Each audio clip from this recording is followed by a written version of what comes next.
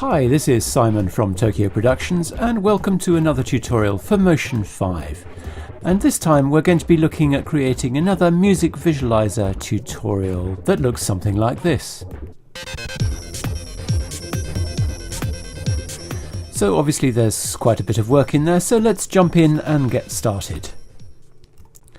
Right, I've got a project here that is 1920 1080.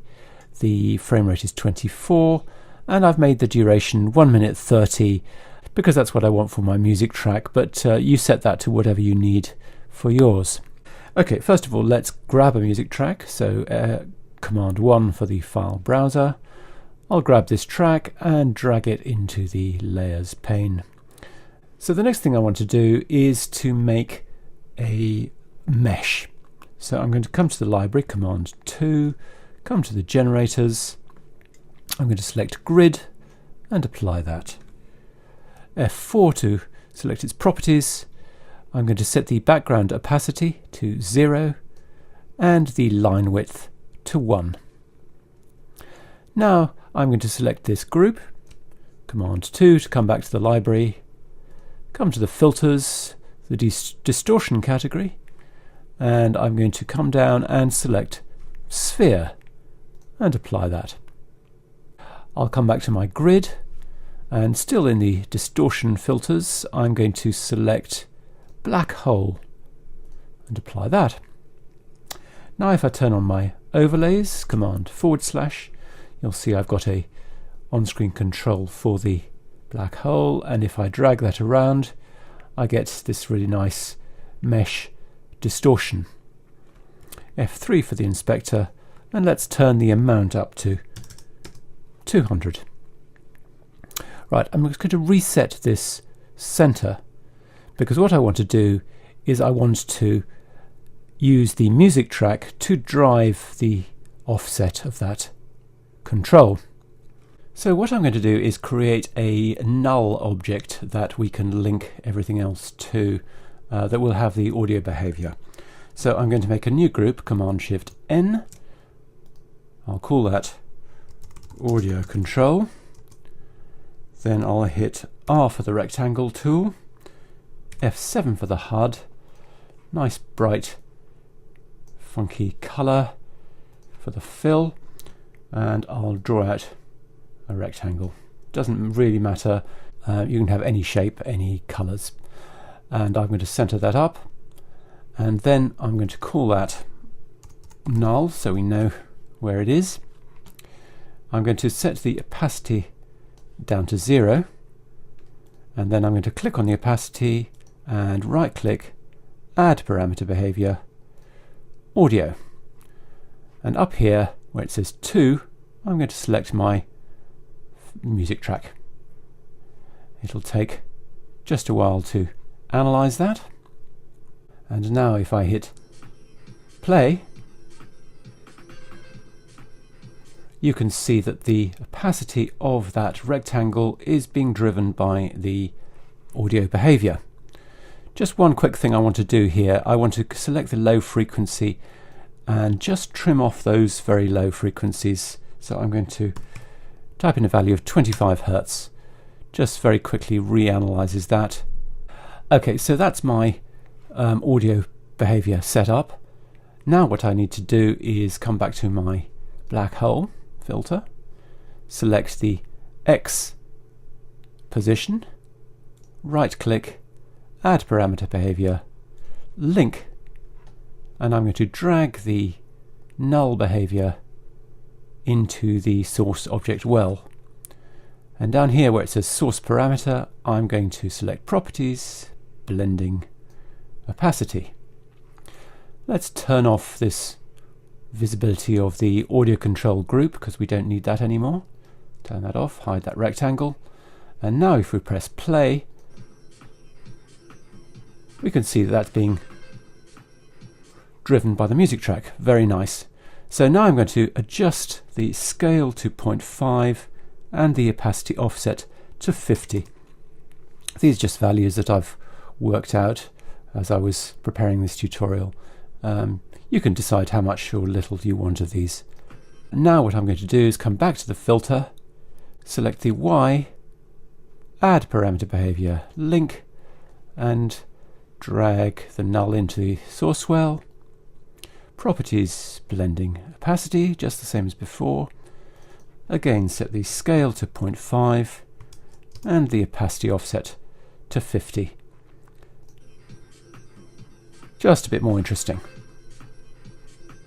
Okay, so let's add a little bit more complexity to this mesh by adding another filter. So Command 2 for the library, still under distortion. Let's grab the 12 filter and apply that to the mesh. Let's come to the inspector, F3. I'm going to set the twirl amount to 1 and the twirl value to 0.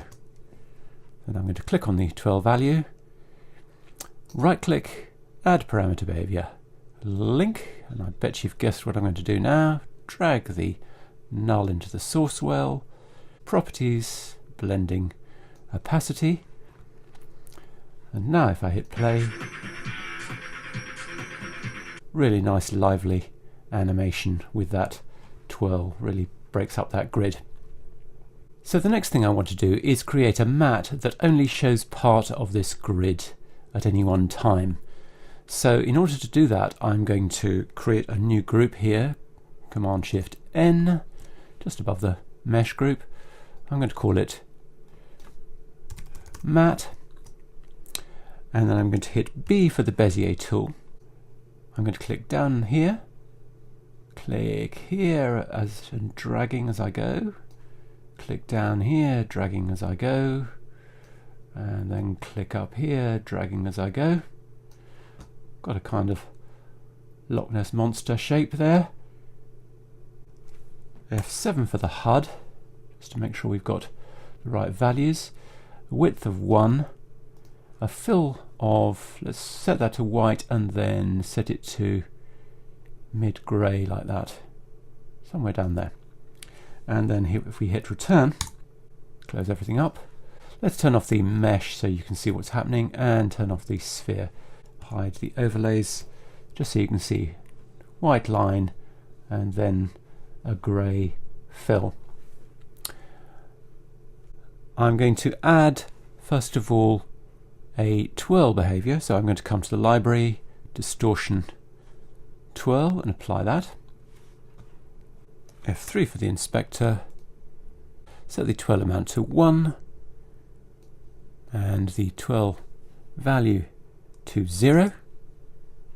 Again, let's use the audio behavior to drive that. So right click, add parameter behavior, link, drag the null in, properties, blending, opacity. Let's come over here and adjust the scale to 0.5, and this offset I want to set to 10. Let's come over to the library, Command 2, again under distortion. Let's add our old friend black hole, like so. F1 to come to its properties. I'm going to select the Y position, right click, add parameter behavior, link, again to the null, properties, blending, opacity. I'm going to set the scale here to 1.25 and the offset to -65. I'm going to come back to the filters, F3, and I remembered what I wanted to do with the black hole, which is to set its mix amount to 50%. And now that gives me this nice sort of double result. And one final thing I want to do with this shape is to add a little bit of wriggle. So Command 2 for the library, behaviors, shape, wriggle shape, and apply that. F2 for its controls. I will just increase the noisiness to 1. So the next thing we need to do is to add this mat to our mesh layer. So let's turn the mesh layer back on again. I'm also going to turn on the sphere filter at the top of this group. Turn that on so we can see our finished result. Now I'm going to select the mesh layer, Command Shift M to add an image mask, and I'm going to take this matte group and drag it into that mask source well, like so.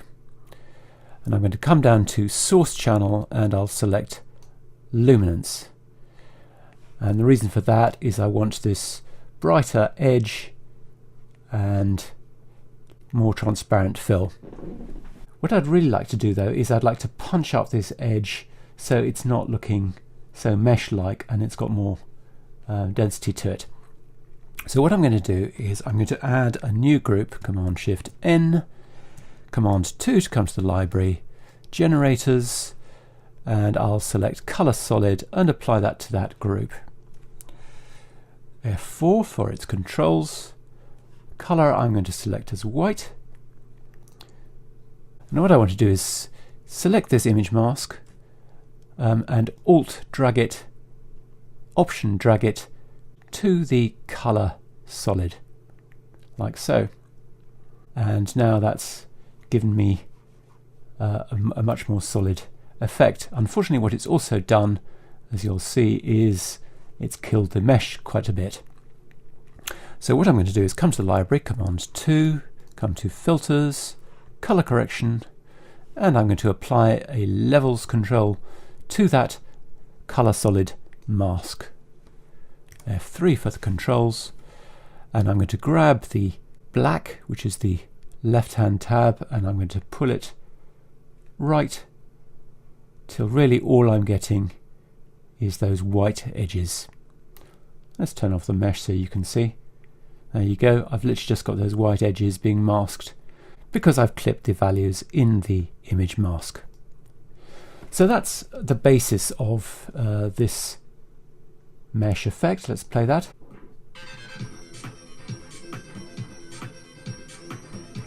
So that's going to be quite fun when it's all put together.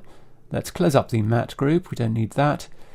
Let's call this group edges so we know what we're doing. We can close that up, close up the edges group and the mesh group. Now I want to move on to making the surround, or the speaker cone as I like to call it. And to do that I'm going to make a whole bunch of mats or masks. Let's make a new group, Command Shift N, and let's call that mats. Let's turn on the overlays, that's Command /, and let's also turn on the grid if it isn't, which is Command '. The controls for those are over here if you don't like using the shortcuts. Okay, make a note of where the center is there. We're going to hit C for the circle tool. We're going to hold down the Option key and the Shift key. The Shift key constrains it to become a circle, and the Option key allows us to drag from the center point. So I'm going to drag just like that until I get two boxes at the top and bottom. Doesn't have to be entirely accurate, but just roughly that. I'll come to its properties, F1, and center it up, like so. F4 to come back to the shape. We don't need the outline. Let's set that fill color to purple. I'm just going to select some different colors so it makes it easier to differentiate these mats. I'm going to call this one outer, and then I'm going to duplicate it by hitting Command D, and this one I'm going to call crop. Click on the swatch and I'm going to set its fill color to blue. F1 for the properties. I'm going to set a scale of 80%. I'm going to duplicate the outer, Command D, and I'm going to call it main. Let's move it above the crop. I'm going to turn off the fill and I'm going to turn on the outline, and I'm going to set an outline width of 225, and I'm going to select a color of yellow. I'm going to duplicate it, Command D, and I'll call it inner. And I'll set the color of that to cyan. F1 for its properties, and I'll set a scale of 85. F4 to come to the shape outline, and this I'm going to set to 30. Command 2 for the library. Blur section, I'm going to add a Gaussian blur. F3 for the inspector, and I'm going to set the Gaussian blur amount to 30. I'm going to duplicate inner, Command D, and call it black. Nearly there, please bear with me. F1 for the properties. I'm going to set the scale to 90. F4 to come back to the outline. Set the color to red. Command D. And last one, we'll call this edge. And we'll set the color of that to orange. F1 for its transform, and I'll set the scale to 100. And that's our mats all done. Command / to hide the overlays. So now we can actually start to build the speaker. So let's turn off the mats group, we don't need to see that. Let's come down here where that says group. I need to rename that mesh, and I'm going to make a new group just above it by hitting Command Shift N. And I'm going to call this group speaker. Then I'm going to come to the library, Command 2, to the generators, and I'm going to select gradient and apply that. F4 for its properties. Twirl open the gradient controls. Click on that right hand color tab, click on the swatch, and I'm just going to drag that down until I get something like that. Close that up. Where it says type, I'm going to select radial. The next thing I'm going to do is select the speaker group and add an image mask, so Command Shift M. And I'm going to come back to our mats group, and I'm going to look for outer, and I'm going to drag it to the image well. Next I'll come back to my gradient. I'll turn on my overlays by hitting Command / and I'll come down here and select the Adjust Item tool. I'll grab this end here where it's got the bright bit attached, drag that out to this top left hand corner, and take the middle and line it up to the center of the speaker. Then I'm going to hit F1, come down to the blending mode, set that to soft light, and change the opacity to 60%, and Command / to turn off the overlays. I'm going to call this gradient overlay, and then I'm going to hit Command D to duplicate it, and I'll call it main. Then I'll select the left hand color tab here and set that to white. Select the right hand color tab and bring that down to black. Then I want to come to its properties, F1, where it says soft light, I'll change that back to normal, and I'll increase the opacity to 100%. Then I'll hit Command Shift M to add an image mask, and I'll grab the main mat and apply that. Next I'm going to duplicate that main mat by hitting Command D, and this time I'll call it black. Coming over here to the gradient controls, I'm just going to remove this white color tab by pulling it away from the bar.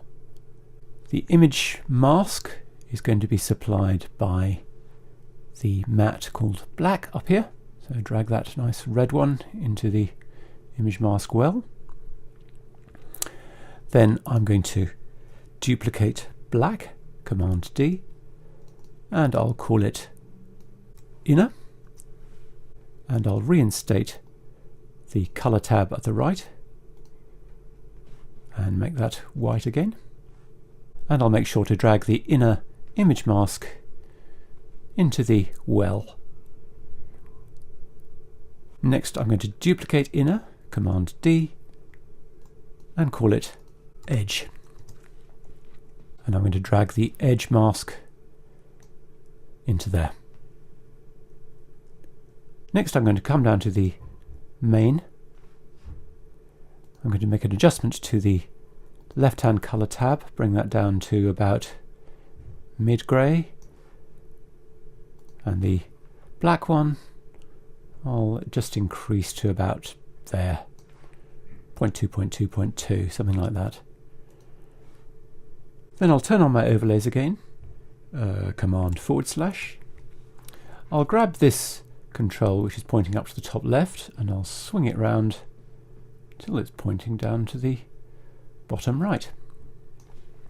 Turn off the overlays, and there we have our speaker. Pretty nice. Next I want to create a more interesting effect on this inner edge here, so it's being deformed rather than it's just this nice clean cutout. So I'm going to take my crop matte and I'm going to duplicate it, Command D, and I'm going to call it wriggle, and I'm going to set that colour just to white to differentiate it. Command 2 to come to the library, come to the behaviours, shape, and I'm going to select wriggle shape and apply that. Then I'm going to make a new group here, Command Shift N, and I'm going to drag those two into that new group. Move the crop so it's above the wriggle, that's Command backwards square bracket.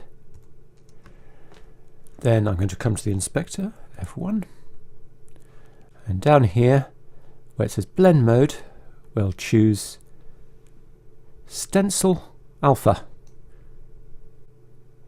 I'm going to call this group wriggle.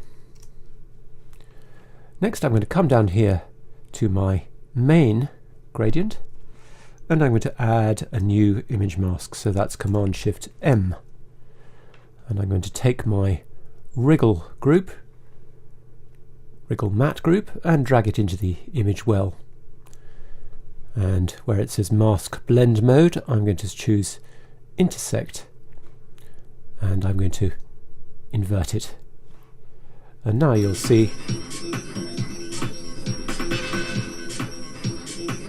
we've got a wriggling inner section. Let's come back to that wriggle shape behaviour and let's set the noisiness up to 1 so we get a nice lot, and let's set the apply to tangents only. Then I'm going to drag the amount down to 0, click on it, right click on it, add parameter behaviour link, and we haven't done this for a while. We're going to come back to our audio control null, drag that into the image well, and you'll remember, I hope, that it's properties, blending, opacity.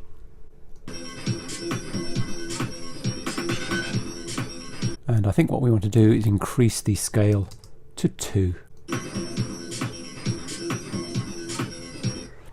So now when it's really kicking off, we get a nice lot of distortion. But that crop matte is stopping it going beyond this edge here. So thanks for sticking with that. That's quite a laborious process, but I think you'll agree it's created quite a nice 3D looking speaker. We've got obviously lots of groups here that are quite messy looking. Let's close up the speaker group. Let's close up the mattes group. So that's the end of part 1. In part 2 we'll be looking at putting in the final touches, so I hope to see you again then.